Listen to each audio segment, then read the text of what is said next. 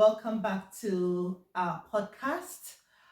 This is our part 3 of our Marriage at Heart. at Heart. And today we are going to be doing the reflection and advice. So enjoy. Yeah, this is just going to be our last episode, Yeah. guys, on this one. On this topic. I don't if you haven't watched part 1 and part 2, kindly please go and watch that. It's just that we've made this one really short, haven't we? Just a very short one. Yeah, we don't want to bore you too much. We don't want to bore you so much. So we've literally just cut it down into 3 parts so that you can just enjoy each section of this episode. Yeah. So for this one, we're both going to try and input on this one, but I'm thinking maybe a few might be mainly for you again. She's on me. But we will try and input where I can, guys. So the first question is, what advice would you give to newly married couples? They're already married. Newly married. Okay. Newly married. Get to know your partner more. Communicate. Have plenty of sex. It's very important. Respect. Pray together. Okay. Yeah. For the start, that's what you need. Because you might think you know them before marrying. But remember, circumstances or issues bring different behaviors and different characters within the marriage. Yeah. So be prepared that you might face a lot of challenges in your marriage, but don't give in. Don't think, oh, I can't do this anymore. Oh, I'm giving up. Oh, I'm done with this marriage. Oh, I'm doing this. I can't. I didn't sign up for this. Don't. Yeah, it's a long road, isn't it? It's work. Yeah. It's the only. They say it's the only. Is it prison that you go? No. They have a word they call it. You get the certificate before you only at graduation you get the certificate before you start learning. You get the certificate before you start learning. Okay. Because you get married, you got a certificate, and now you're coming to learn. You're not coming in to learn. You're not coming to do the hard work. Yeah. Okay. Yeah. So a lot is going to happen. Maybe after a year, after the honeymoon and everything is sweet, then you might get to know that you start seeing few things about the guy. Like, is that how you are? Is that how you are? Yeah. See. So, but be patient. I think for me, what I would say is try and keep your marital problems to yourself for the first couple of for the first year or couple of months.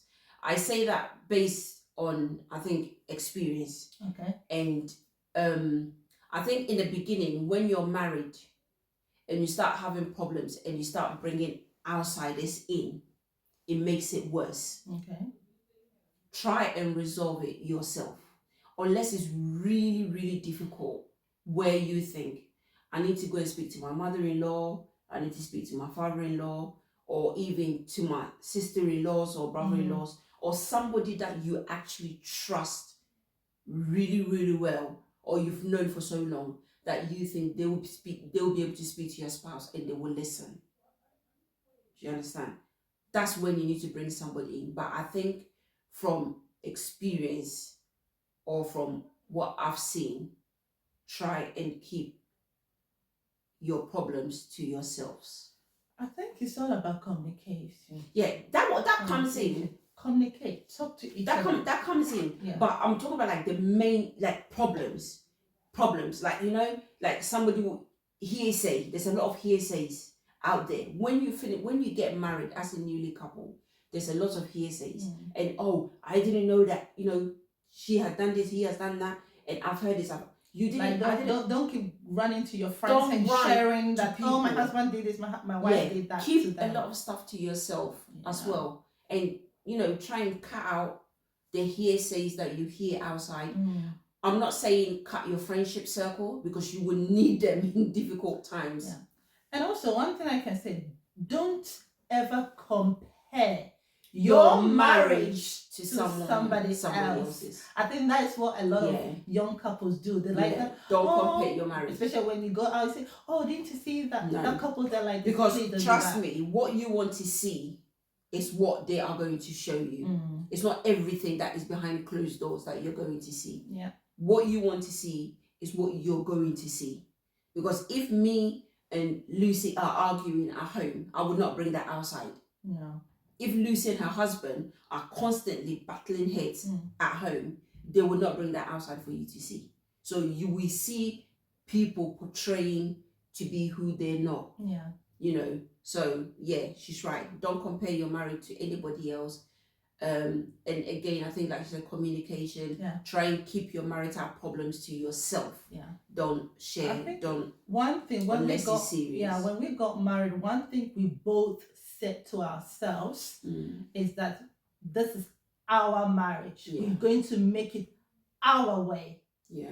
We're not looking up to anybody. We didn't. I didn't have anyone to look up to. He didn't have anyone to look up to. We are going to create our own. But I think that's our own marriage. That's what it is, isn't it? Yes. Because I think you've come this far. You've married the person. So how we build our family and our marriage is up to us. Yes. Not how my parents build this, not how my grandparents build this. Because again, that comes under the comparison thing. You want to be able to live in a marriage where you're both happy, you're both making your own rules, setting your own goals and targets. Yeah. What will benefit your family is what you want to do. Yeah. You know, so I think that's very important. All right, so question 2 is, what's one thing you wish you knew before getting married? I knew my husband was so annoying. You keep saying he's annoying. You're constantly saying he's annoying. Do you know what? Guys, I don't know whether it's because I'm not in their marriage, but her husband does not come across as annoying at all. I know him better than That's what I'm saying, but he doesn't. You see, again, so that goes back to what we were saying. I'm not in it, so I don't see.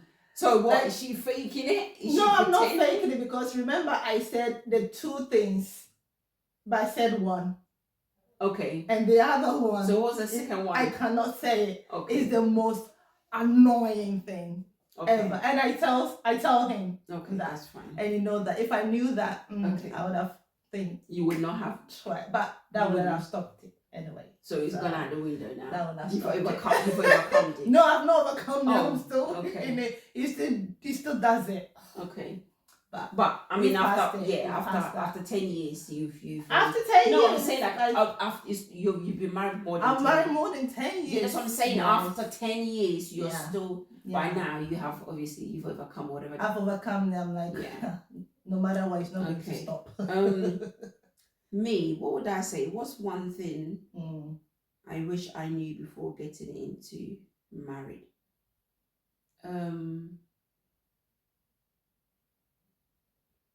I think I should have gotten to know him more.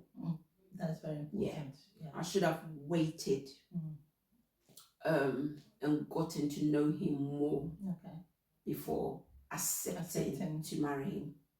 I think that's valid one. Yeah, I think that's the mistake that I made. And obviously, again, that is based on circumstances that I was in. So yeah, for me, I think I should have taken my time to actually get to know him more. Longer before I am thing. Yeah.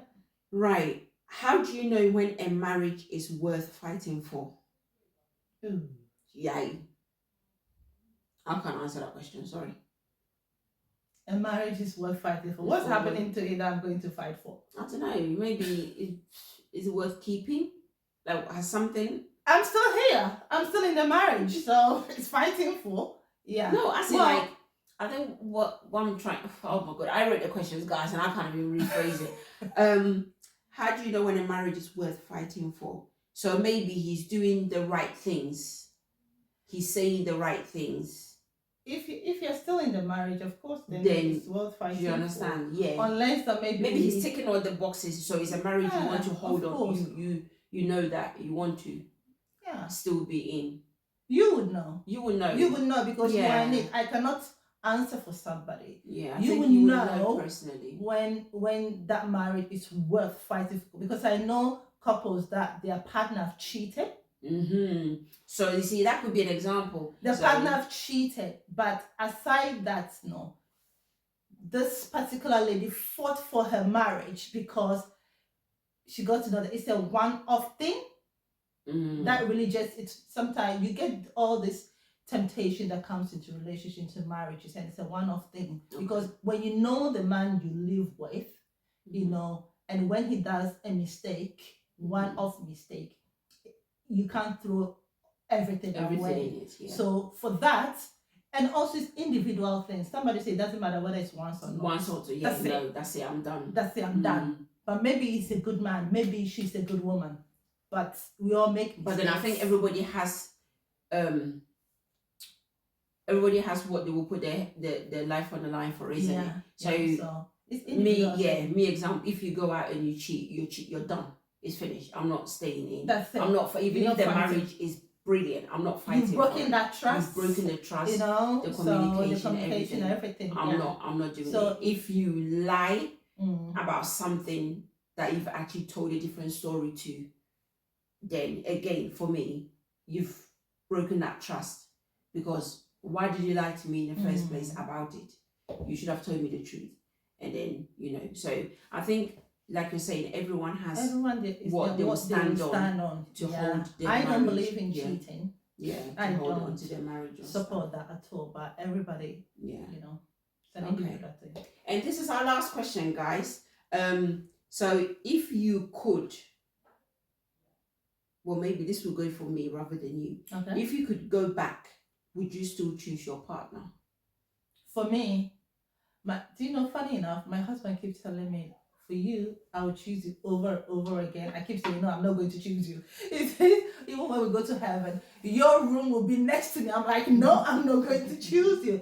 But listen, honestly, I will choose my husband over and over again. Yeah.